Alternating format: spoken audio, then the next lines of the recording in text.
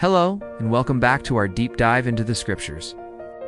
Today, we're re-exploring one of the most beautiful and detailed narratives in the entire book of Genesis. Chapter 24.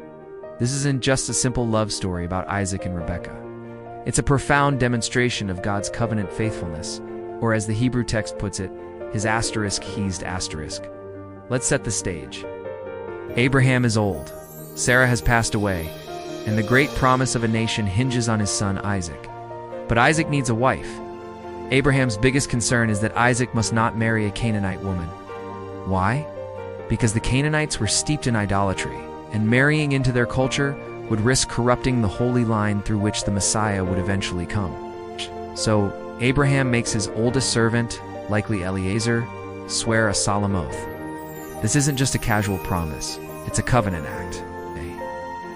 The servant places his hand under Abraham's thigh, a powerful symbol of loyalty and submission to the patriarchal lineage. He swears to go back to Abraham's homeland, to his relatives, to find a wife for Isaac. This mission is daunting. The servant is essentially looking for a needle in a haystack. He has no GPS, no dating apps, just a caravan of 10 camels loaded with gifts and a prayer in his heart. And this is where we see the first explicit mention of our key theme. As the servant sets out, Abraham reassures him, saying that the Lord, the God of heaven, will send his angel before him. This is a promise of divine guidance, a manifestation of God's faithfulness to his covenant with Abraham. The servant arrives at the city of Nar in Mesopotamia and stops by a well in the evening, the time when women come to draw water. Here, he doesn't just wait passively. He prays a very specific, test-oriented prayer. He asks God for a sign. Let the young woman to whom I shall say, "Please let down your jar that I may drink." She shall say, "Drink, and I will water your camels also." Let her be the one whom you have appointed for your servant Isaac. This prayer is incredibly insightful. It's not just asking for a pretty face or a wealthy family. He's asking for a woman with a servant's heart, a spirit of generosity and hospitality that goes above and beyond. Offering a drink to a stranger was common courtesy. But offering to draw water for 10 thirsty camels after a long journey? That's an extraordinary act of kindness and hard work. Drawing water for 1 camel can take a long time, let alone 10. The servant is looking for character, for someone whose inner qualities reflect the heart of the God he serves. He's asking God to reveal the bride through an act of asterisk. And what happens? Before he even finishes praying, Rebekah appears. The text describes her as very attractive in appearance, a maiden whom no man had known. She fits the bill perfectly. The servant runs to meet her and asks for a drink. Her response is exactly what he prayed for, word for word. "Drink, my lord." And then she adds, "I will draw water for your camels also, until they have finished drinking." It's an incredible moment of answered prayer. The servant is so stunned he just watches her in silence, to know whether the Lord had made his journey successful or not. Notice the immediate connection between prayer and action, between faith and fulfillment. Rebekah doesn't hesitate.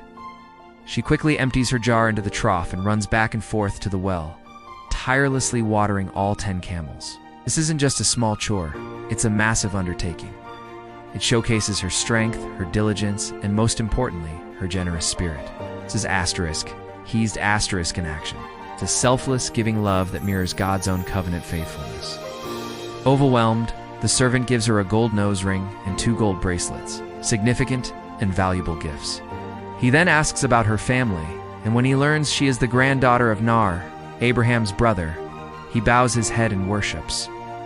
He exclaims, "Blessed be the Lord, the God of my master Abraham, who has not forsaken his steadfast love and his faithfulness, his asterisk, Hesed asterisk, an asterisk emit, asterisk toward my master." He recognizes that this isn't luck or coincidence. It is the sovereign hand of God orchestrating every single detail, weaving together a story of covenant promise and fulfillment. The story then shifts to Rebekah's home. She runs and tells her family what happened. Her brother, Laban, sees the expensive jewelry and hears the story, and he runs out to invite the servant in. Now, Laban is a complex character who we see more of later in Jacob's story, and there are hints here that he might be motivated by the wealth on display.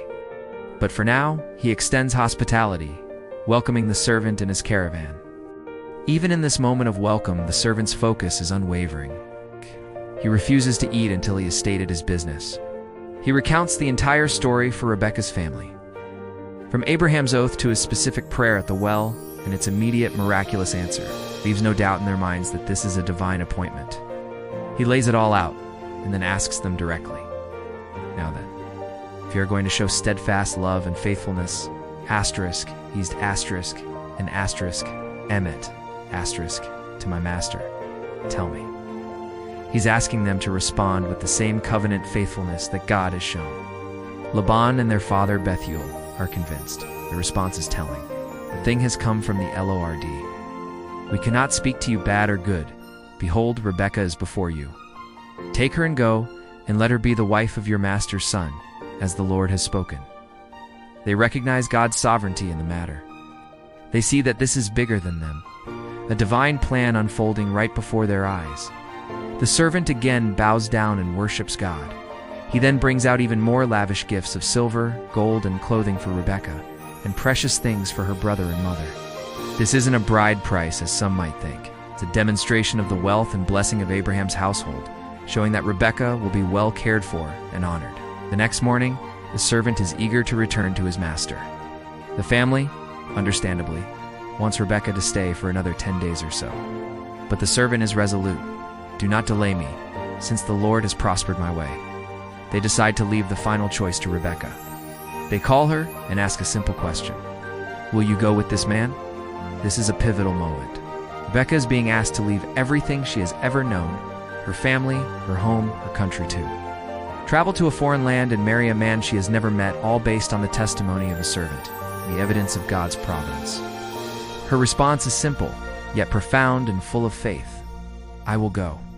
Her willingness to step out in faith mirrors Abraham's own journey from that same region generations earlier. She is demonstrating her trust in the God of Abraham. As she leaves, her family blesses her with a famous blessing, our sister. May you become thousands of 10,000s, and may your offspring possess the gate of those who hate them. This echoes the covenant promise God made to Abraham, the promise of countless descendants in victory over their enemies. They are unknowingly speaking a blessing that aligns perfectly with God's redemptive plan. The final scene is the meeting of Isaac and Rebekah. Isaac had gone out to the field to meditate in the evening.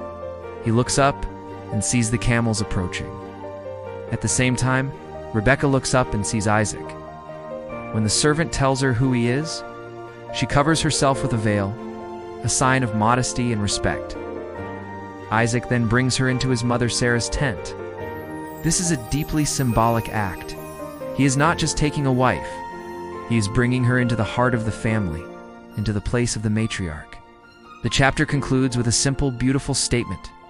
He took Rebekah, and she became his wife, and he loved her. So Isaac was comforted after his mother's death. This entire chapter is a masterclass in divine providence and covenant faithfulness. Every detail, from the oath and the prayer to the camels and the well, points to a God who is intimately involved in the lives of his people. He doesn't just make promises, he actively works to bring them to pass. The story of Isaac and Rebekah is a testament to the power of asterisk, he's asterisk, God's steadfast, loyal and loving kindness that guides, provides, and unites. It's a beautiful picture of how God works all things together for the good of those who love him and are called according to his purpose. Thanks so much for joining me for this study. Hope it blessed you and gave you a deeper appreciation for this incredible chapter. If you enjoyed this video, please give it a like. And don't forget to subscribe for more deep dives into the Word. See you next time.